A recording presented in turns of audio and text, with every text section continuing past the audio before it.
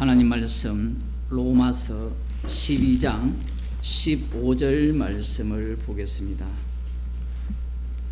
신약 성경 256쪽입니다.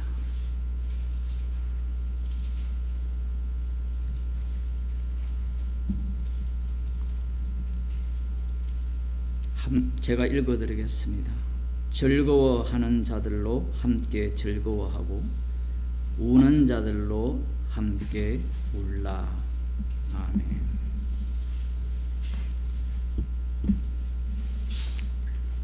신학을 논하면 사람들은 흥미를 가집니다. 그런데 오늘 본문 같은 이제 설교를 하면 흥미를 잃습니다. 왜냐하면 신학이라는 것은 나를 굳건히 세울 수가 있어요. 관람자가 될 수 있는 겁니다. 관람자.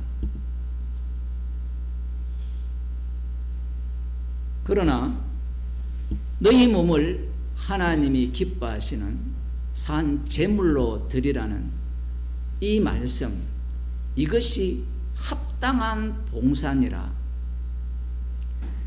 합당한 봉사라는 말씀을 왜 하느냐 하면 합당하지 않는 봉사가 있다라는 거예요. 합당하지 않는 봉사가 뭐냐?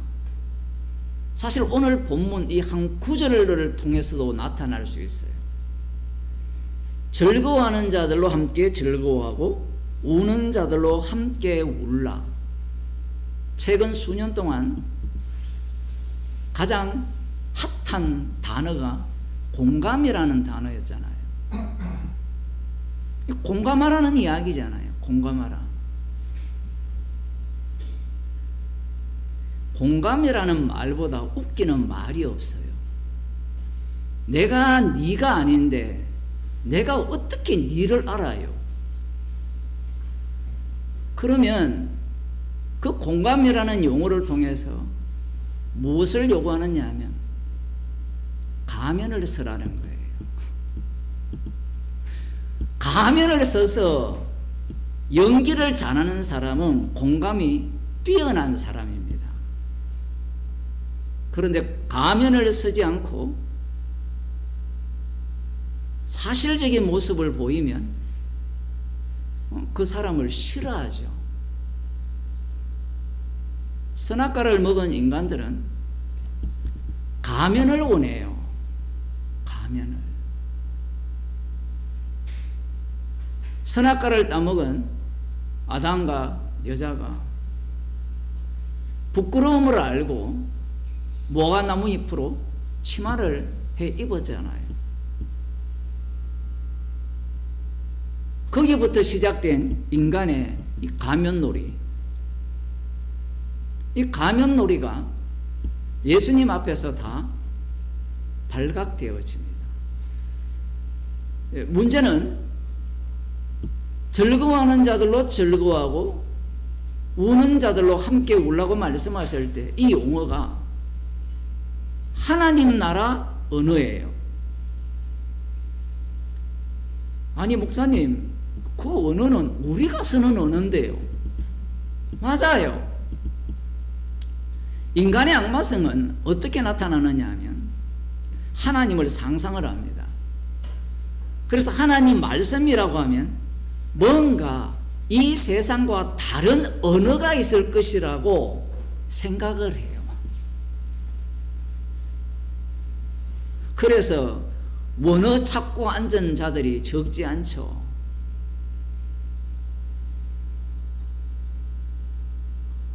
하나님의 말씀은 우리가 창세기부터 읽듯이 인간의 글로, 죄인의 글로 기록되어 있어요.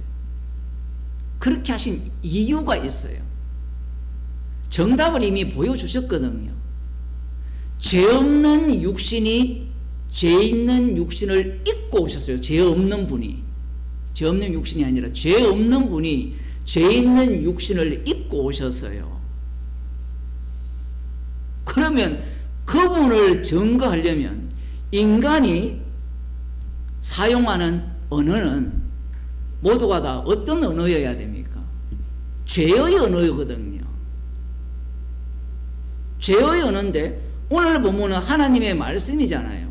그러면 하나님의 말씀이니까 이것은 죄의 언어가 아니라 올바른 언어라고 사람들은 생각을 합니다. 그것이 문제라는 거예요. 선악을 나누는 겁니다. 선악을.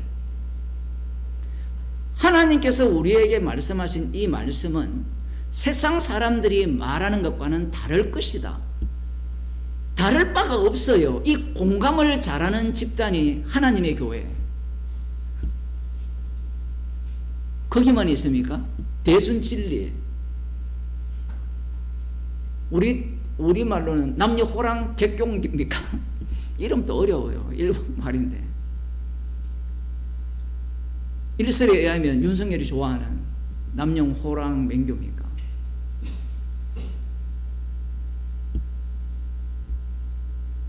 그런 사람들이 잘해요. 아픈 사람 있으면 찾아가서 청소해주고, 옷 빨아주고, 먹을 거 갖다주고. 그런 사람들에게 예수님은요, 입맛 떨어지는 분이에요. 왜? 공감체로입니다. 그게 어디에 나옵니까? 요한복음 6장에 나오죠. 예수님께서 물고기 2마리와 보리 5개로 장정 5,000명을 먹였죠. 그 배고프니까. 그들이 예수님을 임금사머리 했어요. 왜 임금사머리 했습니까? 그 당시에 90몇 프로는요, 다 가난했어요. 필리핀에 한 3% 정도가 부자잖아요. 3%인가 9%인가. 3%인가 9%가 90몇 프로를 갖고 있잖아요. 그 재산을. 뭐, 한국도 멀지 않았습니다. 이 당시도 똑같아요. 권력자들에게 빌붙어 있는 바리새인이나 사두개인들, 그들은 돈벌이가 확실하잖아요. 일제시대가 똑같죠. 그 일본한테 빌붙은 사람들은 잘 먹고 잘 살잖아요. 그러한 상황에서 예수님께서 이 물고기 2마리와 보리 5개로 기적을 행하시니까, 야, 이분이 우리가 기다리던 메시아가 아니겠느냐. 예수님이 그들의 요구를 압니까 모릅니까? 알죠. 그들의 필요가 뭔지를 알아요. 그런데 예수님은 내 살과 내 피를 주겠다고 하십니다. 아니, 지금 여러분들이 당장 월세 낼 돈이 없어요. 그런데 목사가 신방을 왔어요. 신방을 놓으면 뭘 기대하겠어요? 월세 갖고 올 걸 기대하겠죠? 아, 이건 너무 리얼합니까? 예? 그럼 반대 입장 해볼까요? 우리 지금 헌금이 얼마 없잖아요. 안 나오잖아요. 그러면 목사가 뭘 생각하겠어요? 새로운 교인이 오면, 이야, 저 사람 헌금 많이 하겠지. 목사도 치고 교인도 쳐야 되는데, 거기에서 온 손님에게 신방한 목사가 십자가를 이야기하면 그 이야기는 속으로 뭐라고 생각하느냐면, 빨리 끝내고 돈이나 주고 빨리 가시오, 이거예요. 지금 우리가 성경을 볼 때 그 당시에 예수님을 메시아로 믿고자 하고 임금 삼고자 하는 그 제자들의 갈망, 그리고 무리들이 민중이거든요. 민중들의 그 갈망이 무엇이냐라는 거예요. 그걸 해결해 주셔야 되는데 예수님은 해결해 주지 않아요. 제자들은 욕심이 너무 과해서 하나님 나라에서 우편에 좌편에 앉고자 하는 그 욕심은 과한 욕심이야. 과연 과한 욕심입니까? 예수님을 위해서 모든 것을 버렸잖아요. 여러분, 예수님을 위해서 모든 걸 버려왔습니까? 들어보지 않는 사람은 말을 말아야 돼요. 헌금을 많이 한 사람이 가장 화를 많이 낸다고 제가 설교할 때마다 20년 전부터 이야기했어요.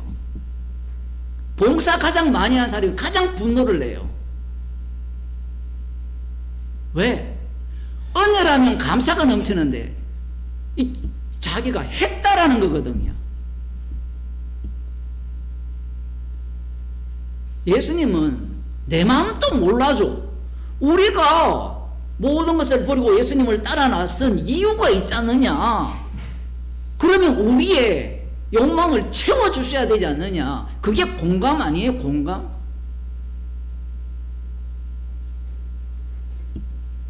너의 마음이 나의 마음이고 나의 마음이 너의 마음이라는 유행가도 있잖아요. 그걸 원하잖아요. 그것도 돈 있을 때 뿐이에요.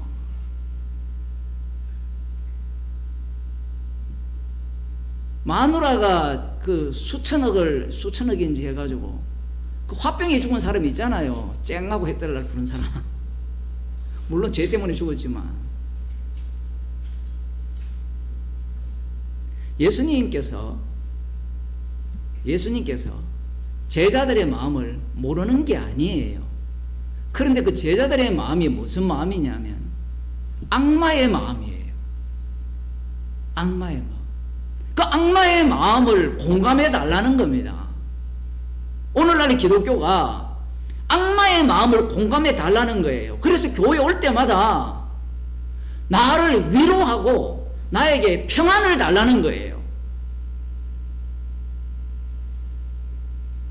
그 MBC 앵커 출신 조모 목사가 어떤 발언을 했잖아요.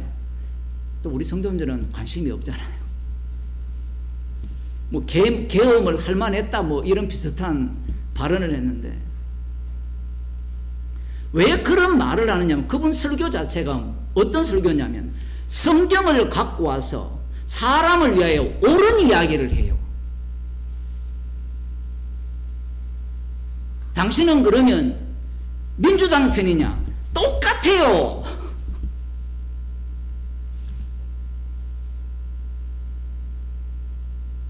예수님은 누구에게 공감을 할까요? 국민의힘에 공감을 할까요? 민주당에 공감을 할까요? 제가 이렇게 이 정치적인 민감한 이야기를 언급하는 이유는 복음 듣지 말라는 이야기예요. 겉으로는 복음 이야기하면서 사람들은 자기 정치적 색깔에 의해서 미쳐 있어요. 예수님은 내 편이라는 겁니다. 예수님은 내 편.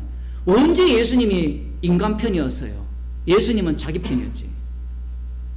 말씀이 예수님을 위해서 있지 인간을 위해서 있습니까? 예수님을 살해한 목적이 뭐예요? 이유가 뭡니까? 말씀이 이스라엘을 위해 있어야 되는데 말씀이 예수님을 위해 있다라는 거예요. 우리는 이 말씀을 당연하다고 생각할지 모르지만 자세히 생각해 보세요. 오늘 기도할 때 우리를 위해 돌아가셨다는데 그 우리는 없어요. 천국 가면 나는 없어요. 왜냐하면 내가 부인되지 않는 천국 백성은 없습니다. 다르게 표현하면 내가 가는 천국은 없어요. 그런데 이 기독교 2000년 역사가 인간 구원을 위한 신학을 해왔다라는 거예요. 모든 말씀의 연결고리를 나의 구원과 연결시켜서 어떤 말씀이 가장 완벽한 구원을 제공하는가? 개혁주의다, 알미니안이다, 아니다, 바울의 생안점이다. 자기 구원에 미쳤어요. 그들에게 우리 구원 없습니다라고 하면요 돌 던집니다.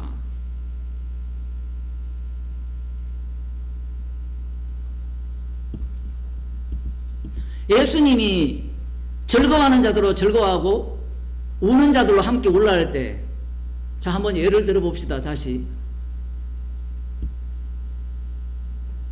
지금 국민의힘 쪽에서는 울고 있잖아요. 그러면 우리는 다 그들과 함께 울어야 돼요. 그런데 반대로 민주당을 지지하는 성도들이 있거든요. 하이 목사님, 성도라면 민주당 지지 안 하고 하나님 나라만 내세워야 되지 않냐? 거짓말하지 마세요. 여러분 돈 없이 삽니까? 죄가 안 나오면 십자가를 전할 수가 없어요. 그런데 가장 악마적인 인간들이 뭐냐면 목사들이 이런 이야기 하거든요. 우리는 중립이다. 중립이 어디 있어요? 마귀 새끼인데. 마귀 새끼는 한쪽밖에 편을 못 들어요. 맞잖아. 여러분 지금 북한 편 듭니까? 안 듭니까? 김정은 편 들어요? 안 들어요? 안 들죠. 왜 안 듭니까? 잡혀가잖아요. 자기를 사랑해도 지독실히 사랑하는 거예요. 인간은 이 바리새인들이나 사두개인들 종말에 나타난 그 편 있죠. 편. 내 편, 네 편. 여기에서 못 빠져나갑니다.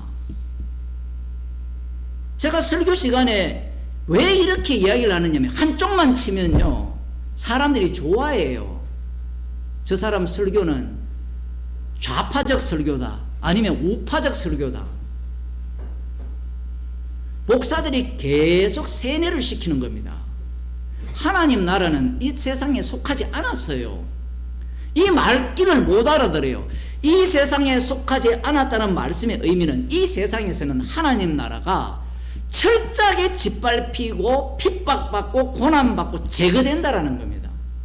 그 말씀의 연장선상에서 즐거워하는 자들로 함께 즐거워하고 슬퍼하는 자들로 함께 울라라고 말씀을 하면요 사람들이 조롱합니다. 함께 즐거워하고 함께 우는데 왜 조롱할까? 그게 성경에 나와요.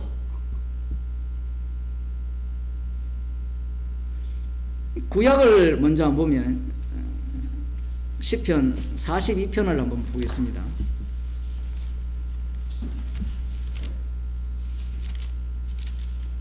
사람들은 설교를 할 때 성경만 이야기해달라고 해요. 말씀만 이야기해달라 합니다.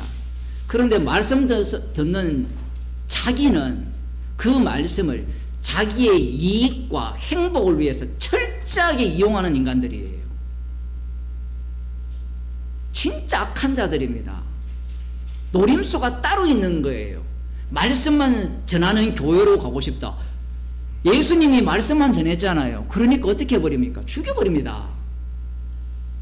그 말씀이 어떠하길래 인간의 악함을 철저하게 드러내고 악함을 드러내는 방식이 뭐냐면 그들을 공감을 하지 않아요. 공감을. 우리는 바리새인의 입장이 이해가 되죠. 여러분 믿음이 좋아서 이해 안 된다지 모르시면 이해가 돼요. 안 되는 분은 자기가 바리새인이 아니라서 그래요. 무슨 얘기냐 하면 사용자와 고용자가 있는데 사용자가 계시죠. 여기에 사용자는 사용자 마음을 100% 공감을 해요. 근데 고용당한 사람은요 사장 저놈은 일 아무것도 안 하는데 돈만 다 갖고 가더라. 자기가 사장 되면요 흰머리가 한 달 새로 한 100배는 더 생겨요. 자영업자 하는 사람들이 더 악한 겁니다. 그 사람들의 출신이 다 어느 출신입니까? 회사에 출근했던 사람들이 대부분이잖아요.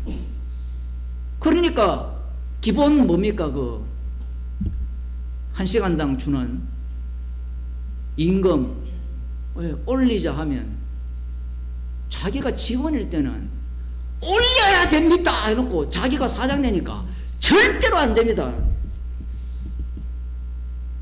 자기가 우리가 성경을 읽을 때 첫째 아담 안에 있는 부류들이거든요. 그러면 국민의힘도 이해가 되고 민주당도 이해가 돼요. 어떻게 이해하느냐면 죄의 악마성이죠. 악마성이 어떻게 드러나는가를 볼 수 있어야 되는데 그걸 안 보려고 해요. 왜? 내가 편해야 되기 때문에. 나는 내가 원하는 편, 내가 투표할 때 뽑은 그 사람을 응원하잖아요. 목사님 나는 응원하지 않습니다. 여러분 축구할 때 어느 나라 응원합니까? 나는 응원한 골을 보기 싫어가지고 아예 안 봅니다. 그럼 여러분이 일하는 그 일을 할 때 그 일터를 응원합니까? 남의 일터를 응원합니까? 말씀 앞에서는 못 빠져나가요.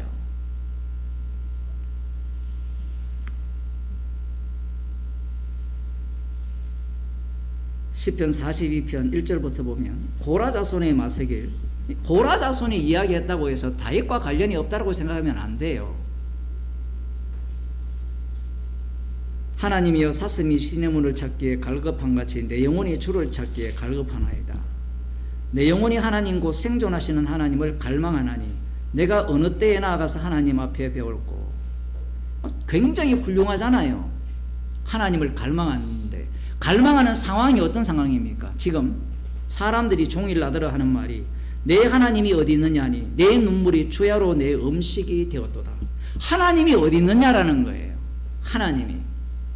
자, 여기에서 하나님이 어디 있느냐라고 시비를 거는 쪽이 누굴까요? 하나님을 믿는 자예요. 하나님을 믿는 자가 네 하나님이 어디 있느냐라고 초롱하는 겁니다. 그러면 하나님을 믿는 자 입장에서는 네 하나님이 있다면 너의 삶의 현장의 모습과 너의 삶의 어떤 그 행위들이 어떠해야 된다는 겁니까?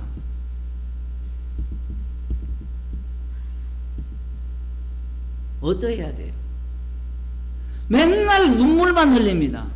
여러분, 눈물 흘리는 사람 좋아요, 안 좋아요? 율법이 있기 때문에 네가 눈물 흘리는 이유는 네가 범죄했기 때문이라는 거예요. 이것이 이제 다윗의 시편이 되잖아요. 다윗도 똑같이 이야기합니다. 다윗이 억울한 측면이 많아요. 어떻게 억울하냐면 자기는 왕이 되고 싶은 마음이 꿈에도 없었어요. 이게 성경에 나오는 믿음의 선진들의 공통점이에요. 야곱을 보더라도 야곱이 장자가 되고 싶은 마음을 갖고 태어난 건 아닙니다. 말씀이 그를 장자가 되고 싶도록 만들었죠. 물론 선악과를 먹었기 때문에 자기가 하나님같이 되고자 하는 것이 내면 속에 자리를 깔고 있습니다. 그런데 하나님께서는 촉매제를 집어넣어요. 그 촉매제가 뭐냐면 말씀이에요. 약속입니다. 하나님이 얄밉죠. 왜 그렇게 우리가 보기에 고약하게 일을 하시느냐 하면 죄가 당한 곳에 은혜가 넘치기 때문에 그래요. 문제는 인간의 관심은, 선악과를 먹은 자의 관심은 어디에 있느냐 하면 그 은혜의 깊이를 자랑하는 쪽에 있는 것이 아니라 나의 구원 쪽에 있어요. 그러니까 하나님이 싫은 겁니다. 다윗을 보게 되면 다윗은 그냥 양치는 목동이었습니다. 그런데 이 사울 왕이 하나님 말씀에 순종하지 않습니다.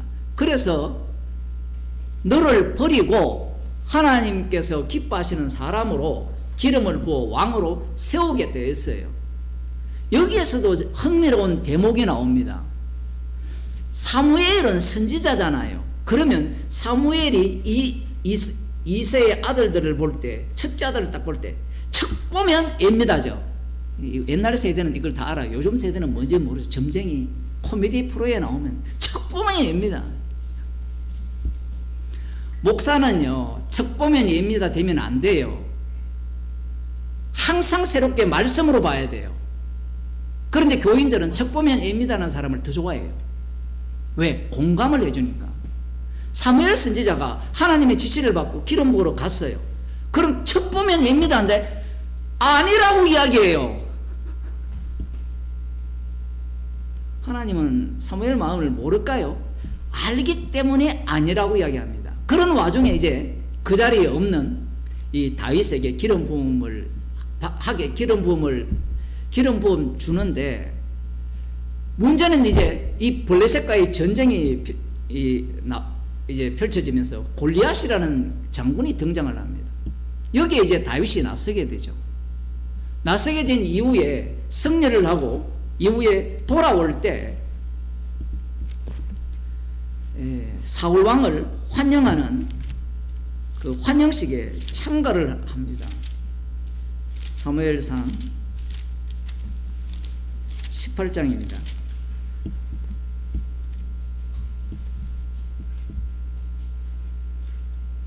6절에 보면 무리가 돌아올 때 곧 다윗이 블레셋 사람을 죽이고 돌아올 때 여인들이 이스라엘 모든 성에서 나와서 노래하며 춤추며 소고와 경세를 가지고 왕 사울을 환영하는데 여인들이 뛰놀며 창하하며 가로되 사울의 죽인 자는 천천히요 다윗은 만만이로다.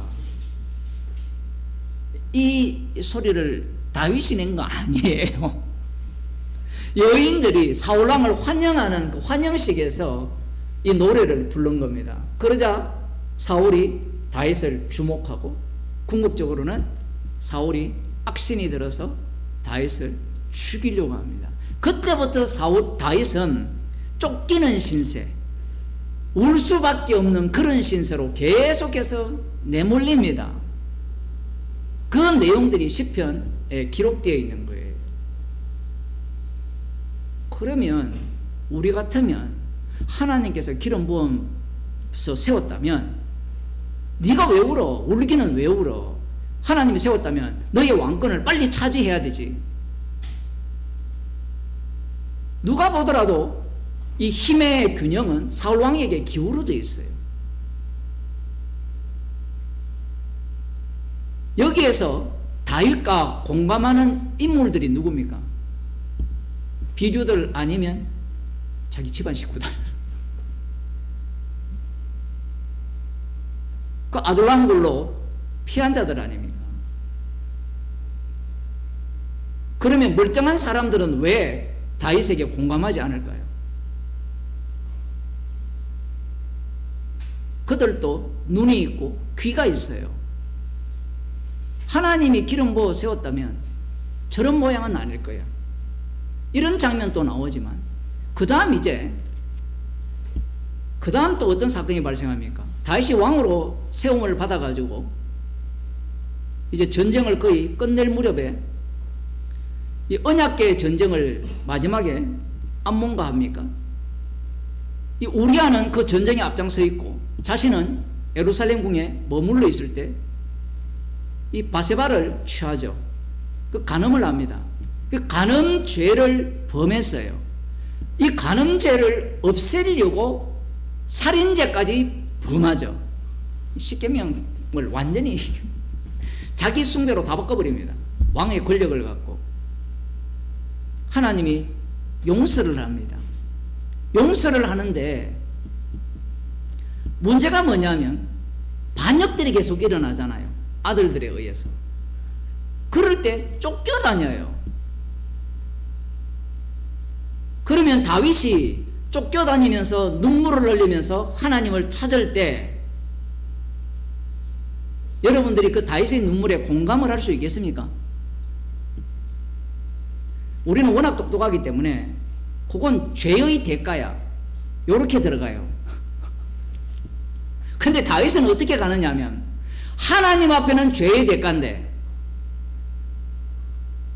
또 하나님 앞에서는 하나님에 의해서 용서받았기 때문에 핍박을 받는 것이라고 해석을 해요.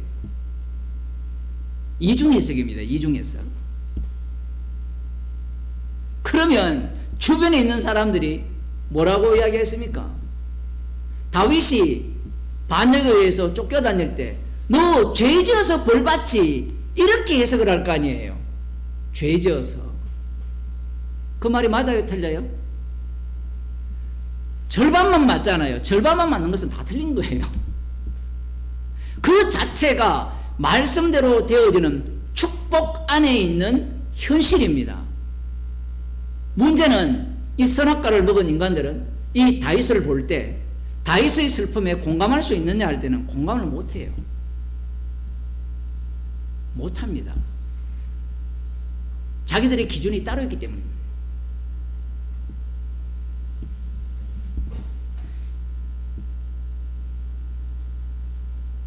시편 56편도 한번 보겠습니다.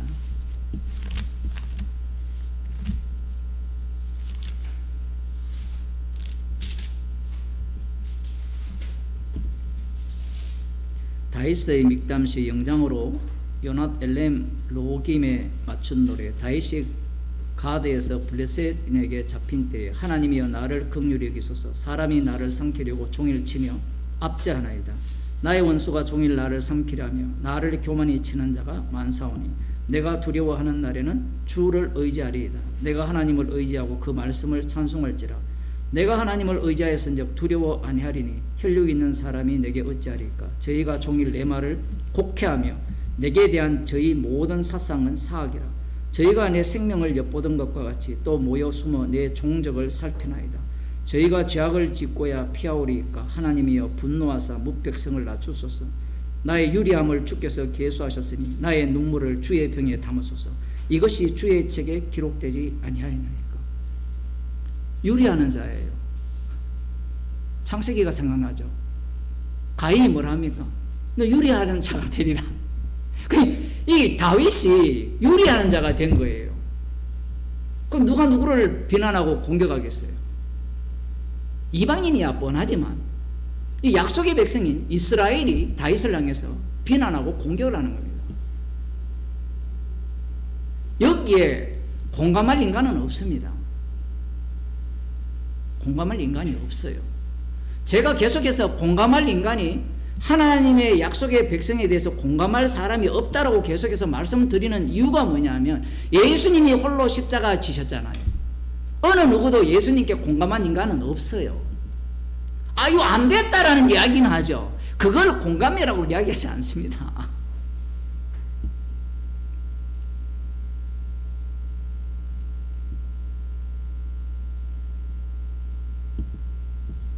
요한복음 11장을 보겠습니다.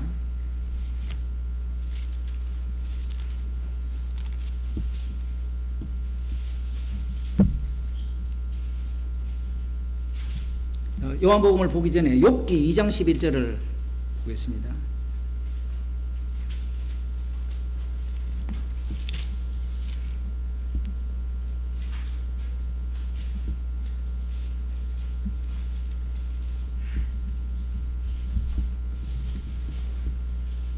욥이 이제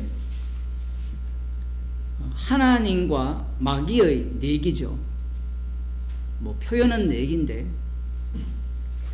욥이 하나님을 얼마나 경외하는지를 드러내는 욥기예요. 시작이 그렇게 되거든요. 욥이 나를 얼마나 경외하는지를 보자라고 한 게 이 시작이에요. 그러면 욥기 전체가 그 내용으로 담겨 있어요. 그런데 우리는 어떤 예상을 하느냐면 욥이 하나님을 주신 자도 여호와시요 취하신 자도 여호와시니까 여기까지만 딱 끊었으면 앞부분과 연결이 되잖아요. 하나님을 경외했다라고. 그런데 뒤에 가보면 욥이나 욥의 친구나 서로 뒤엉켜서 그놈이나 같은 말이 막 쏟아져 나옵니다.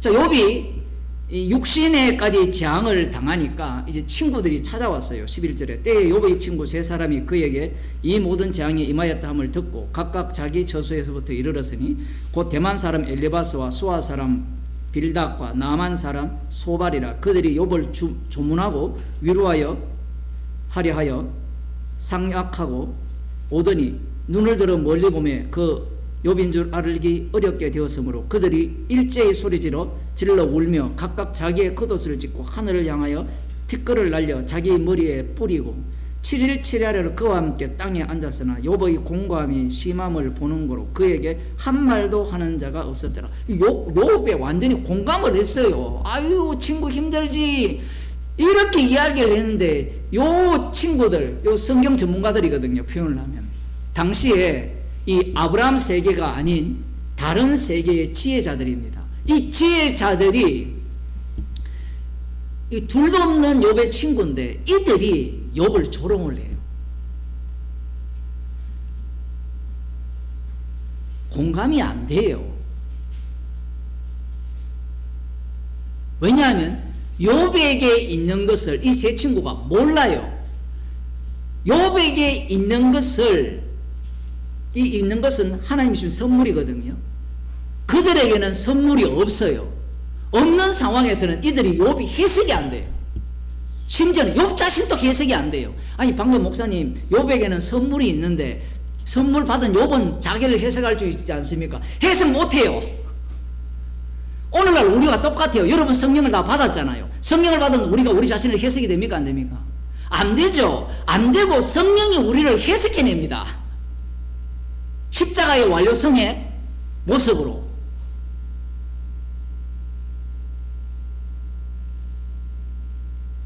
공감이 안 돼요.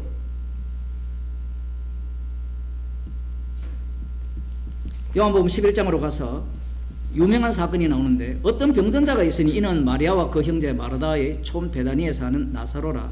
이 마리아는 향유를 죽게 붓고 머리털로 주의 발을 씻기던 자요, 병든 나사로는 그의 오라비르라. 이에 그 누이들이 예수께 사람들을 보내어 가로되 주여 보시옵소서, 사랑하는 자가 병들었나이다. 사랑하는 자가 병들었다라는 거예요. 상당히 특이한 표현입니다. 예수님이 이 집안 세 식구를 참 사랑했던 모양이에요. 그래서 사람을 보내어서 사랑하는 자가 병들었습니다.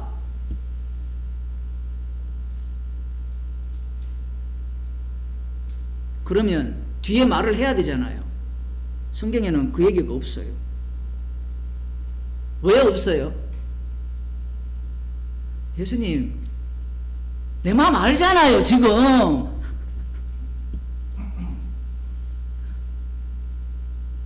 뒷말을 지금 끊어놨잖아요. 성경 말씀이 치밀한 이유가 뭐냐면 저쪽에서 노리는 바를 다 알기 때문에 그래요. 그래서 아예 사랑하는 자가 병들어나니까 빨리 오세요 이런 이야기는 하지 않죠. 여기서 우리 같으면 어떻게 돼요? 엄마 하면 되죠. 며느리가 어머니 아들이 교통사고 났습니다. 지금 어떻게 될지 모릅니다. 끊었어요. 그럼 어떻게 하란 말이에요? 오란 말이에요? 가만히 있으란 말이에요? 가란 말이니까. 사랑하는 자가 그랬으면 총알같이 달려가야 되죠. 예수님 공감체로입니다. 공감 못해요. 못하는 게 안 하죠. 왜? 그 속에 마귀가 들어있기 때문에 그래요. 모든 것들을 나 중심으로 해석을 해요.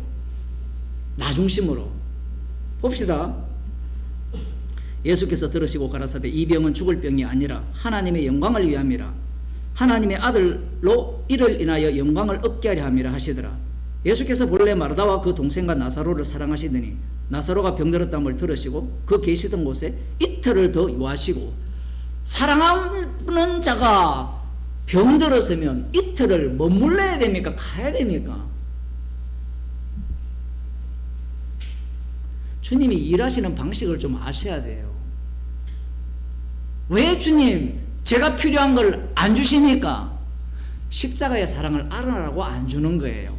그러면 언젠가는 주십니까? 죽으라고 안 주는 겁니다. 안 믿으시는 분위기인데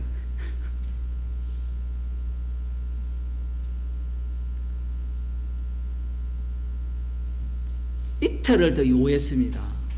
공감 안 합니다. 그러면 상대 쪽에서는 뭐라고 생각하겠어요? 뒤에 보면 사건이 다 나오거든요. 죽고 난 뒤에 시체가 썩어가지고 냄새가 나요. 시체 썩은 냄새 맡아보셨어요? 옛날 사람들은 다 맡아봤죠. 제 어릴 때는 이 교회에서 장례식 하면 맨날 그 땅 파고 이거 상여면은 그 일을 아르바이트로 했는데, 어떤 경우에는 병들어 죽은 사람은 정말 시체 냄새가 지독합니다. 아니 시체 냄새 나는 그 시점에, 썩은 냄새가 나는 그 시점에 예수님이 도착하잖아요. 그러면 반대로 이 마르다와 마리아가 예수님의 마음을 압니까? 알아요? 몰라요? 모르죠. 그런데 흥미로운 지점이 있어요. 예수님이 부활한다는 이야기를 해도 믿습니다. 뭐 해도 믿습니다. 다 믿어요. 미래로 믿죠. 미래로 믿는다는 것은 믿음이 아니라는 이야기를 지금 하는 거예요. 지금 이 사건에서 죽어서 부활한다는 거 누가 못 믿어요? 살아서 믿는 자는 영원히 죽지 않는다. 이것도 사람들이 좋아하잖아요. 영원히 죽지 않으니까 주님이 산 자를 어떻게 몰아갑니까? 복음과 함께 고난을 받는 쪽으로 몰아가요. 나사로를 살렸잖아요. 살려놓으니까 이 바리새인들이 나사로까지 죽이려고 하잖아요. 성경에는 나오지 않지만 과연 제명에, 흔히 사람들이 말하는 제명까지 살았을까?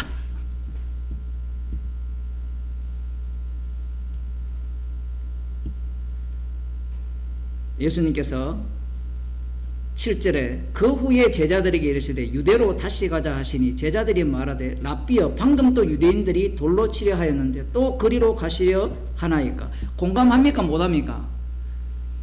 예수님을 아무리 따라다니고 말씀을 들어도요, 이 제자들은 자신들이 이미 선악을 아는 일에 하나님과 같이 되었기 때문에 자신들의 이해와 판단이 따로 존재를 해요. 이게 왜 중요하냐면, 여러분, 우리가 복음을 들었잖아요. 복음을 들으면 사람들이 망상하는 게 뭐냐면, 나는 주님의 뜻에 합한 판단을 할 수 있다라고 생각을 해요. 이런 자들이 교주가 돼요.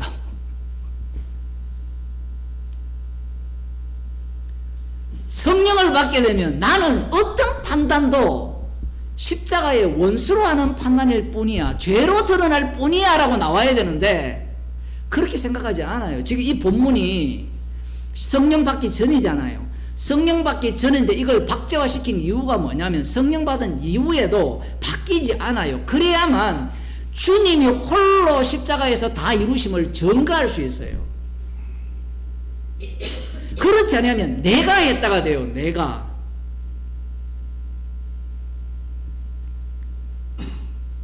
제자들 생각이 따로 있죠.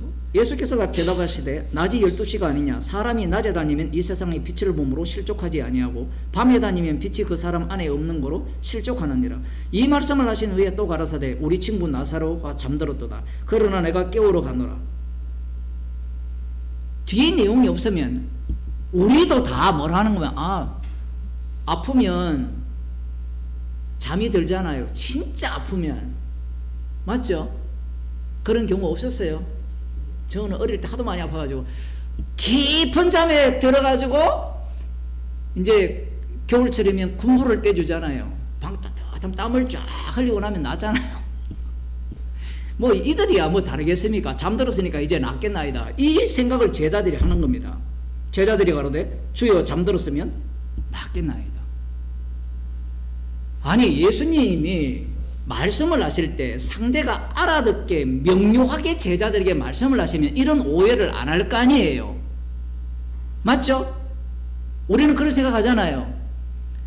이렇게 말씀한다고 해서 오해 안 합니까? 뒤에 나오잖아요. 죽지 않는다라고 직접 말을 해도 살린다라는 말씀을 아무리 해도 믿어야 안 믿어요? 안 믿는다니까요.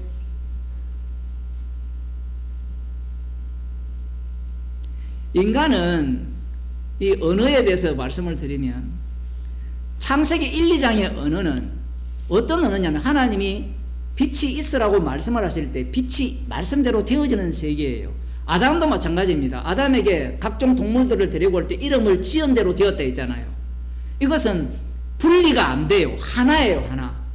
우리처럼 코끼리가 뭘까라고 하면 코끼리에 대해서 해석을 해내는 게 아니에요. 창세기 1, 2장은. 원어를 주장하는 사람들이 이걸 좀 알아야 돼요. 그런데 선악과를 먹고 난 뒤에 하나님이 직접 약속을 주잖아요. 여자의 후손과 뱀과의 전쟁을 약속하잖아요. 여자의 후손이 뱀의 머리를 상하게 하고 머리를 치고 뱀이 여자의 발꿈치를 묽게 할 것이라는 이 말씀을 딱 주시니까 아담이나 여자가 해석을 하잖아요. 해석. 그 해석이 뭐냐 하면 아담은 첫 번째 한 게 뭐였어요? 여자의 이름을 하와, 산자의 의미로 바꿨어요. 우리는 그걸 긍정적으로 봤잖아요. 긍정적이 아니에요. 부정적이에요. 그리고 가인, 여호와로 말미암아 덕량케 되었다. 왜? 약속을 믿는 그 믿음에서 지은 이름이에요. 그래서 그 다음 나온 게 아벨이거든요. 여자의 후손은 단수거든요. 근데 둘째까지 태어나니까 복수니까 이거 허무한 거예요. 이러한 해석들을 인간들이 하는 겁니다. 그것이 이어지면 이 제자들까지 오는 거예요. 그래서 자니까 깨우러 가자 라고 할 때 우리는 똑똑하니까 예수님 죽었으니까 내가 죽은 자를 살리러 가겠다 이렇게 말씀하시면 참 편한데 왜 이렇게 비유로 말씀을 하십니까? 라고 하면 너희들은 어떤 말을 해도 못 알아듣는다는 거예요. 그게 천국의 비밀입니다. 말로는 못 알아들어요. 이거 진짜 말 잘했는데 말로 알아들었다면 예수님이 원어 분석을 내가지고 이거 의미는 이렇고 저 의미는 이렇고 사두개인과 바리새인들의 성경 해석이 이 원어의 의미 태초에 뭐 첫 번째 나오는 단어에 피가 있는데 피를 못 찾아서 예수님을 죽였다 이런 식으로 해석을 하는 거예요. 이거 흥분 안 할 수가 없는데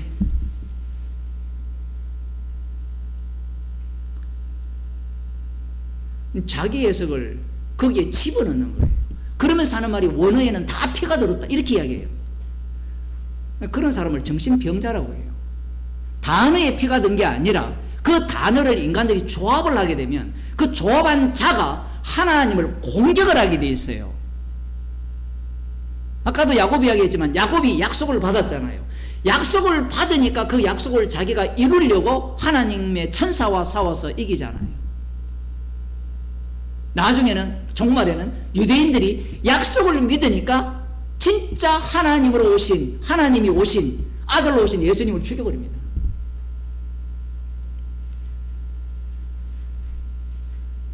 (13절) 예수는 그의 죽음을 가리켜 말씀하신 것이나 저희는 잠들어 쉬는 것을 가리켜 말씀하신 줄 생각하는지라. 이건요 이런 해석법은 이들이 육신이 닿을 때까지 소멸되지 않아요. 소멸되지 않습니다. 그래서 계속해서 성령의 인도하심을 받는 거예요. 성도는. 이것이 소멸되면 어떤 문제가 발생하느냐 하면 인간들은 내가 성경을 제대로 해석했습니다. 십자가의 완료성을 부정하는 자가 돼요. 제발 속지 마세요. 사람들은 뭘 좋아하는가 하면 성경을 제대로 해석한 사람을 좋아해요. 왜 좋아할까요? 자기가 신이 되고 싶거든요. 그래서 그 무리에 동참하려고 하는 겁니다.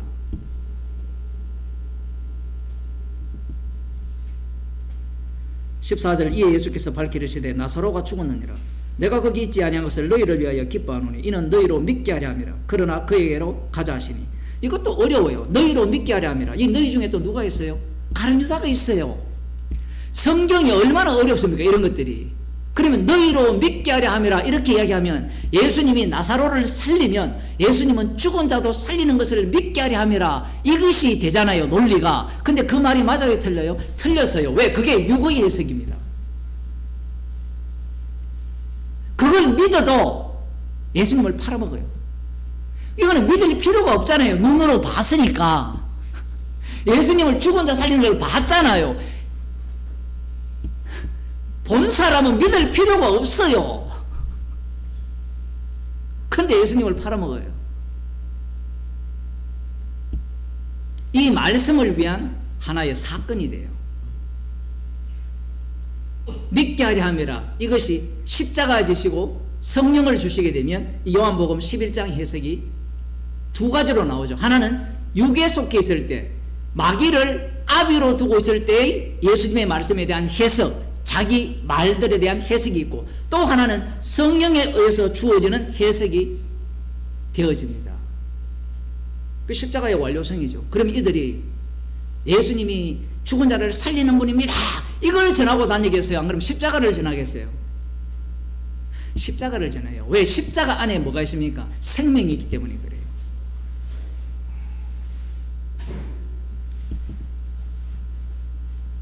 (16절에) 보면 디두모라 하는 도마가 다른 제자들에게 말하되 우리도 주와 함께 죽으러 가자. 어떻게 이런 해석이 나와요? 예수님의 말씀을 듣고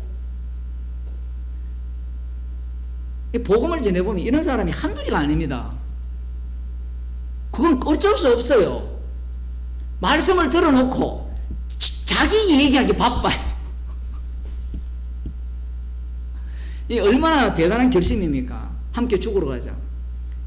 예수님의 말귀를 못 알아들은 게 아니고 자기 쪽에서 해석을 해요. 인간은 어떤 말을 들을 때 분명히 설교 시간에 전체 맥락 속에서 A라고 이야기를 했는데 사람은 어떻게 듣는가 하면 자기가 기분 나쁘면 그 A를 갖고 딴소리 하죠.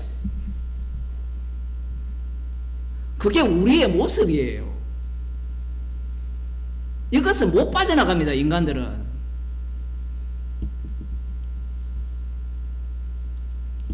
나사로가 무덤에 있은지 이미 나으리라.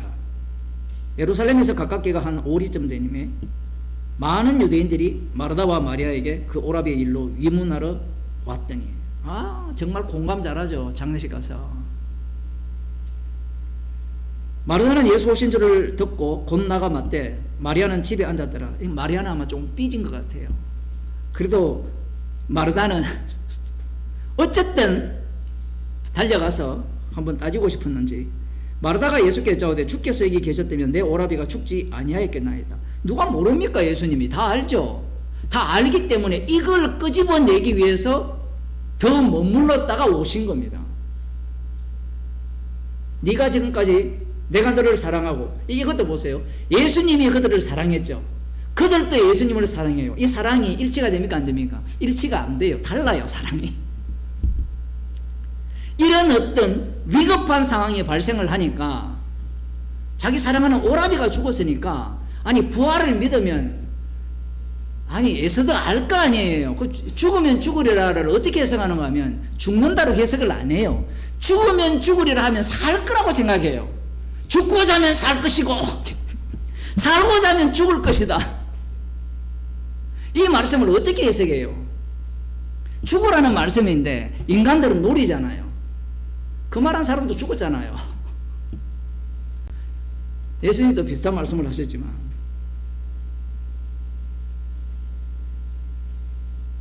여기 계셨다면 내 오라비가 죽지 아니하였겠나이다. 그러나 나는 이제라도 주께서 무엇이든지 하나님께 구하시는 것을 하나님이 주실 줄을 아나이다. 이야, 여기 안다라는 게 나오죠. 주께서 하나님께 구하면 주실 줄로 아나이다. 그러면 예수님께서 뭘 하실 수 있습니까? 죽은 자를 살릴 수 있죠. 이게 요한복음 11장, 요한복음 전체가 왜 중요하냐면요, 육으로 난 것은 육인데 육으로 난 것 중에 뭐가 있느냐면 예수님의 가르친 말씀이 있어요. 그 말씀이 얼마나 육적인가를 보여주는 게 요한복음 11장이에요. 흔히 우리가 말하는 신앙을 마르다와 마리아가 다 갖고 있어요. 가짜라는 겁니다. 그거. 요한복음을 읽어도 아닙니다. 저는 믿습니다. 네 믿음 안 본다니까요. 우리 믿음. 주님은 치매 걸리면 믿음이 어디 있어요? 그러면 또 우리는 평가하잖아요. 저 사람이 살았을 때 하나님께 제대로 안 해서 치매 걸렸다. 이제 악마가 돼요. 악마가. 복음으로 시작했다가 죄의 삭스 사망이니까 십자가의 은혜를 전가하기 위한 치매예요. 그런 생각 안 해봤죠? 똑똑한 사람들은 그런 생각 못해요. 저게 무슨 십자가를 전가하느냐? 그러면 예수님의 십자가는 무슨 왕대심을 전가하는 겁니까? 말뿐이잖아요. 말뿐. 오늘 밤 낙원에 있으리라. 그 낙원 가본 사람 손 들어보세요. 여기 이 복음을 듣는 우리도 없는데 그거 어떻게 믿어요?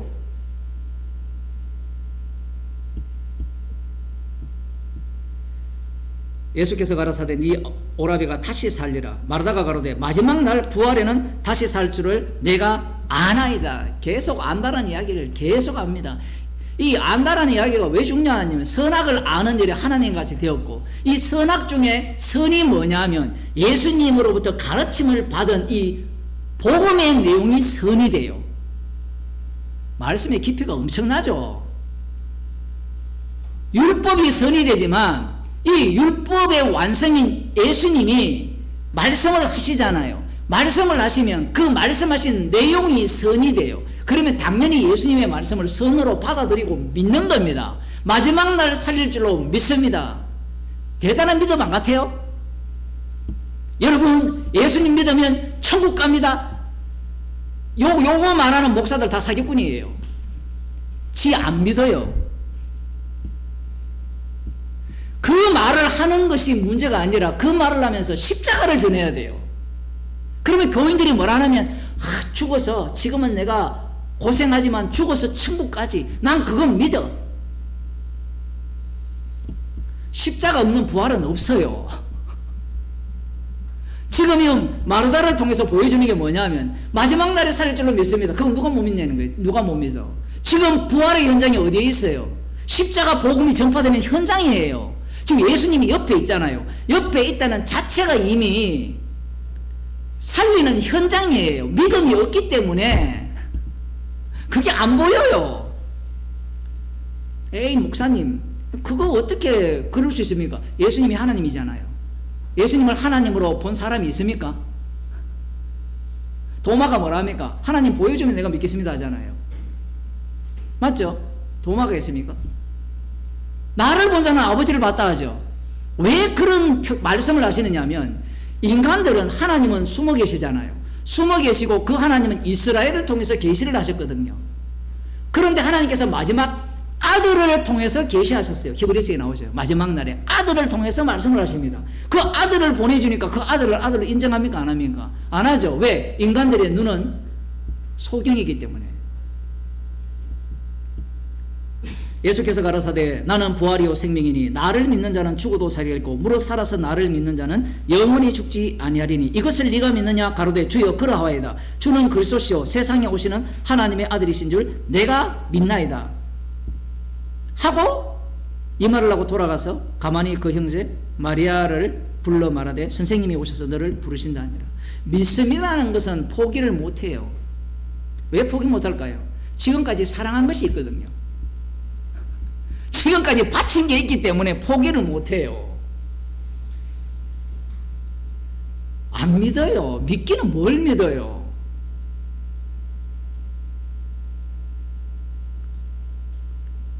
문제는 이 마르다가 예수님의 말씀을 듣고 확실하게 믿었다는 겁니다. 그러니까 확실하게 믿었다는 게 믿음이 아닌 것이 드러나는 것이 지금 이 사건입니다. 그 다음 2번 타자가 나오죠. 마리아가 이 말을 듣고 급히 일어나 예수께 나아가 예수는 아직 마을로 들어오지 아니하시고 마르다에 맞던 곳에 그저 계시니라. 마리아와 함께 집에서 위로하던 유대인들이 그의 급히 일어나 나가는 것을 보고 곡하러 무덤에 가는 줄로 생각하고 따라가더니 마리아가 예수 계신 곳에 와서 보이고 그 발 아래 엎드려 가로되 주께서 여기 계셨다면 내 오라비가 죽지 아니하였겠나이다 하더라. 한 사람 한 사람 그 실체를 드러냅니다. 우리도 이런 신앙을 원치 않아요? 주님이 계시다면 왜 이런 일을 우리에게 일으킵니까? 나에게. 계엄을 지금 실패했잖아요. 또 일어날지도 모르지만 주님이 살아계시다면 계엄을 성공시켰어야죠. 반대로 주님이 살아계시기 때문에 계엄이 실패했다는 거예요. 김용옥은 주님이라 하지 않고 하느님이라 하죠. 하나님이 보호하셨다는 자기를 위한 해석뿐이에요. 예수님이 계셨다면 죽지 않았다는 거예요. 이거 좀 신기하지 않습니까? 예수님이 죽은 자도 살렸거든요. 그죠? 믿음의 그 척도가, 믿음의 수준이 병자 고치는 정도밖에 안 돼요. 예수님을 믿을 때. 그러면 이제 그 다음에 죽은 자를 살리지 않습니까? 그 살려는 거 믿어도 지옥 갑니다. 왜냐하면 십자가가 구원을 하지 그 믿음이 구원을 하는 거 아니에요. 예수께서 그의 우는 것과 또 함께 온 유대인들이 우는 것을 보시고 심령의 통분이 여기시고 민망히 여기사, 성경 번역이 이상하게 되어 있는데 마음에서 요동이 쳤어요. 요동이 쳐서 하나님 예수님이 이 분노가 일어난 겁니다. 분노. 경노한 거예요. 우리가 가장 많은 뉴스에서 많이 듣던 경노했다. 경노라는 표현입니다. 예수님이 우는 것을 보시고 온 유대인들이 우는 것을 보시고 왜 그렇습니까? 안 믿어요. 죽은 자 살린 거 안 믿는 게 아니에요. 지금 사망에서 생명으로 옮기는 거, 십자가의 피능력에 대해서 이들은 믿지 않아요. 아무리 가르쳐도 안 믿어요. 우리 같으면 공감을 해야 되잖아요. 장례식에 가면 웃으면 뭐라 합니까? 그 상조가 뭐라 하겠어요? 이 미친놈 이거 조문하러 와가지고 함께 슬퍼해줘야 되고 함께 울어줘야 되는데, 예수님은 오히려 이 마르다와 마리아에 공감하는 그 유대인들의 우는 것을 보시고 격노하셨어요. 생명이신 예수님이 계신데 이들은 예수님을 조롱하는 태도를 보이는 겁니다. 우리 같으면 예수님께 뭐라 하겠습니까? 공감하시오. 지금 죽었는데 왜 공감 안 합니까? 아니 사도 바울이 우는 자들과 함께 울라 있지 않습니까? 왜 안 옵니까 예수님? 이 말씀이 그런 의미가 아니라는 거예요. 예수님의 울음은 뒤에 나옵니다. 인간들의 울음을 부정하는 겁니다. 물론 히브리서에서는 예수님이 인간의 연약함을 직접 체험하신다는 내용이 나오죠. 연약함을 체험하는 내용도 있지만 예수님의 울음은 인간들의 울음에 대해서 분노하시는 울음입니다. 예수님은 우리를 사랑하고 우리의 형편을 다 아시고, 사람들이 기도를 하잖아요. 우리의 형편을 아시니까, 형편을 아시기 때문에 주님은 어떻게 일을 합니까? 나와 함께 죽자 얘기해요. 형편을 알기 때문에 그들의 필요를 주기 시작하면 어디로 갈까요? 사울왕이 되죠 뭐.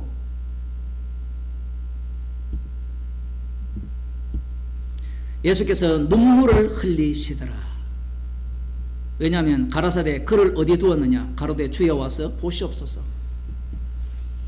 이 죄의 어떤 세력의 힘이죠.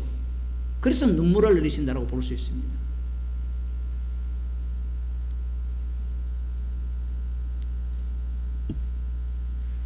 물론 이사야 53장 4절에서는 우리의 슬픔을 담당하는 것도 있어요. 죄를 대신 짊어진다는 의미도 있습니다. 사람들은 예수님의 눈물을 보고 우리와 공감하네. 공감 안 해요. 이에 유대인들이 말하되 보라 그를 어떻게 사랑하였는가 하며, 그 중에 어떤 이는 말하되 소경의 눈을 뜨게 한 이 사람이 그 사람은 죽지 않게 할 수 없었더냐 하더라. 이 예수께서 다시 속으로 이제 격분하셨어요. 통분히 여기시며 무덤에 가시니 무덤이 굴이라 돌로 막혔었더라. 그 예수님의 눈물을 계속해서 오해하고 조롱하는 거예요. 얼마나 사랑했는가. 그 다음 나오는 말이 그 다음 사람이 하죠. 소경의 눈을 뜨게 한 사람이 죽지 않게 못하겠느냐. 예수님의 눈물이 오히려 이들의 조롱을 생성시킵니다. 이 예수께서 다시 속으로 통분히 무덤에 가시니 무덤이 굴이라 돌로 막혔거늘 예수께서 가라사대 돌을 옮겨 놓아라 하시니 그 죽은 자의 누이 마르다가 가로되 주여 죽은 지가 나흘이 되었음에, 나흘은 하루 이틀 사흘 나흘 4일이 되었습니까? 네. 벌써 냄새가 나나이다. 예수께서 가라사대 내 말이 네가 믿으면 하나님의 영광을 보리라 하지 아니하였느냐 하신대. 이 하나님의 영광이 무엇이냐 하면, 자, 예수님께서 십자가로 승리를 하시게 되면 자기 백성의 죄를 용서하시고 사망에서 생명으로 옮깁니다. 그러면 사망에서 생명으로 옮기는 것이 단순히 흔히 사람들이 말하는 영혼의 구원이냐? 영혼의 구원이 아니에요. 사망으로 생명에 옮기는 이 내용은 무엇과 반드시 관련되어지느냐 하면 썩을 것으로 신고 썩지 아니할 것으로 부활해요. 그 내용을 지금 미리 누구를 통해서? 나사로를 통해서 보여주고자 하는 거예요. 그렇지 않으면 단순히 예수님이 죽은 자 살린다, 이 정도 수준밖에 안 돼요. 이 십자가의 피능력이 어디까지 도달하느냐라는 거예요. 요한복음 5장에 보면 그때는 인자의 음성을 들을 때가 오나니 악을 행한 자는 심판의 부활로, 선을 행한 자는 생명의 부활로. 이제 먼지처럼 다 사라졌지만 모두가 다 몸을 입고, 그 지옥 갈 자들은 지옥 갈 몸을 입고 천국 갈 자들은 새로운 몸을 입겠죠. 그 몸을 되살려서 지옥을 보내는 거예요. 그 지옥이 영원한 겁니다. 단순히 여기에서 예수님이 죽은 자 살렸다, 그러면 의사 믿는 게 낫죠. 살려봤다 죽어요.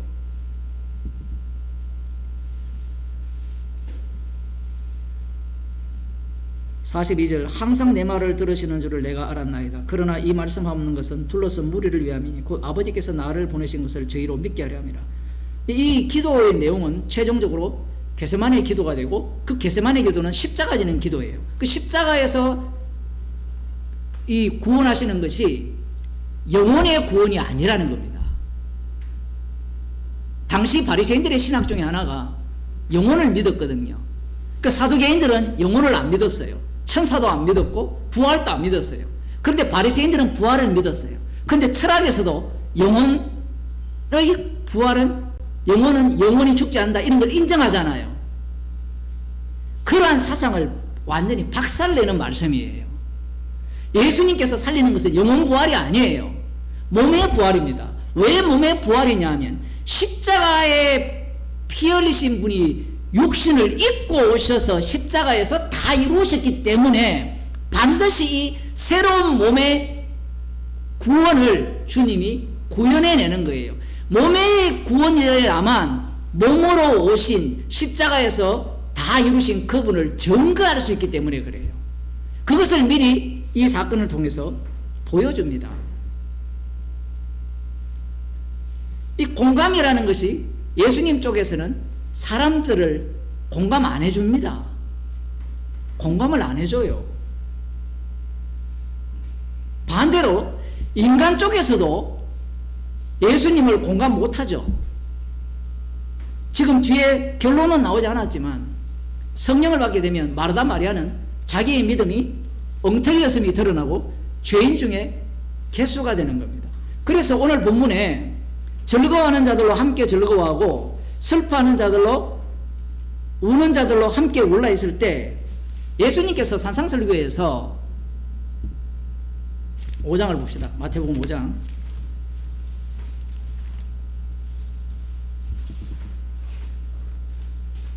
4절 애통하는 자는 복이 있나니 저희가 위로를 받을 것이요, 이렇게 나오고요. 그 다음 11절에 10절 의를 위하여 핍박을 받는 자는 복이 있나니 천국이 저희 것임이라. 나를 인하여 너희를 욕하고 핍박하고 거짓으로 너희를 거스려 모든 악한 말을 할 때는 너희에게 복이 있나니 기뻐하고 즐거워하라. 복음 때문에 애통해야 하고 복음이 전파되지 않는 것을 슬퍼하고, 사도 바울을 보면요, 이 복음을 전했는데 복음을 들은 자들이 십자가의 원수로 행하니까 눈물을 흘리면서 간구를 해요. 우리 같으면 뭐라고 하는가 하면 어차피 복음 안 믿어서 선택 못 받았으니까 지옥 가자, 지옥 가, 이래 나오잖아요. 사도 바울은 어쨌든 이 성도들에 대해서 눈물을 흘리면서 간구를 합니다. 물론 그게 지속이 되는지 모르지만 그런 모습을 보여요. 지금 복음 때문에 애통해하고 무엇 때문에 기뻐합니까? 복음 때문에 핍박을 받는 것 때문에 기뻐한다 하거든요, 예수님이. 그러면 이 로마서 12장 15절에 나오는 기뻐하는 자들은 어떤 자들입니까? 어떤 게 기뻐요? 로또 당첨돼서 기쁜 겁니까? 예? 자식이 뭐 좋은 대학 합격해서 기쁜 겁니까? 이 말씀이 얼마나 어렵습니까? 그리고 우리가요, 이 기뻐하고 함께 울려면 사람들은 교제를 해라 그러거든요. 성경에도 교제가 나옵니다. 그 교제를 하면 이제 형편을 알게 되잖아요. 형편을 알면 우리는 함께 즐거워하고 함께 울 수 있지 않겠느냐라고 하지만 가면을 쓸 뿐이에요. 그 위로가 아니에요. 지금 여기에서 즐거워하는 자들이 누구냐면 복음과 함께 고난을 받는 자들이 즐거워하고 있어요. 그러면 상대가 볼 때 거기에 함께 즐거워할 수 있겠습니까? 야, 이게 굉장히 어려운 문제예요. 왜냐하면 상대는 복음 때문에 고난받는 것을 즐거워하면 그걸 보는 당사자는 그걸 질투합니다.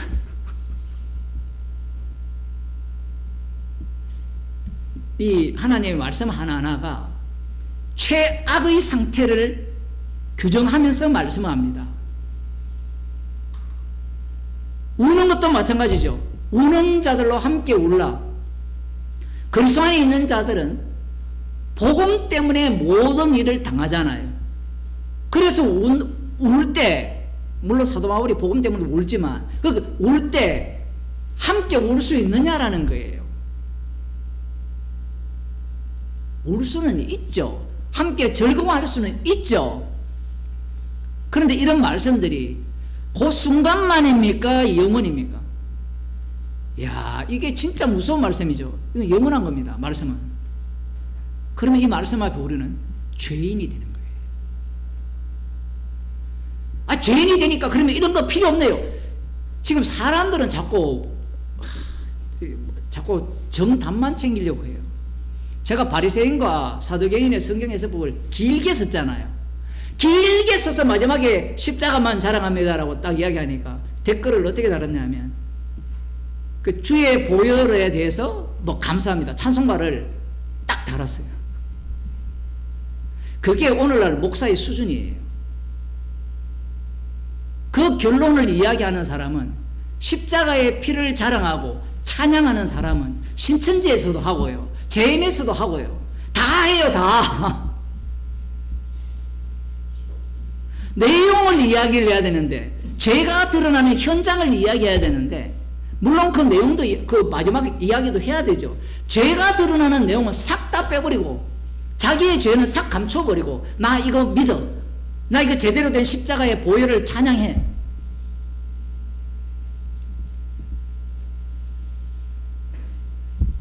십자가 사건 속으로 우리를 몰아가게 하는 복음입니다. 기도하겠습니다. 하나님 아버지, 저희들을 긍휼히 여기사 즐거워하는 자들로 함께 즐거워하게 하시고 우는 자들로 함께 울게 하셔서 십자가의 피공로만 자랑하는 주의 백성이 되게 하옵소서. 주 예수 그리스도의 은혜와 하나님 아버지의 크신 사랑과 성령의 교통하심이 십자가 사건이 터지는 현장으로 내몰리기를 소원하는 주의 백성에게 축원하옵나이다. 아멘.